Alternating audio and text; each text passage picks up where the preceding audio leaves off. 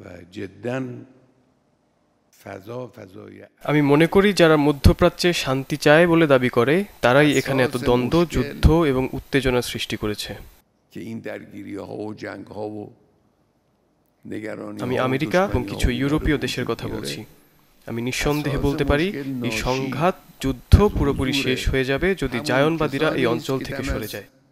صلح و آرامش منطقه میزنن یعنی آمریکا و بعضی از এই کشورهای অঞ্চলের মানুষ নিজেরাই নিজেদের মতো ভালো থাকতে পারে, নিজেরাই শান্তি রক্ষার পাশাপাশি একাত্মতার সঙ্গে বসবাস করতে পারে। شرشون رو از این منطقه کم بکنن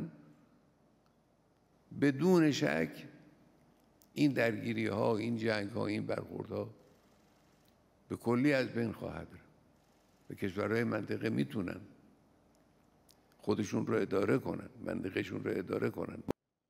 و فقط یک کلمه من عرض بکنم و اون این است که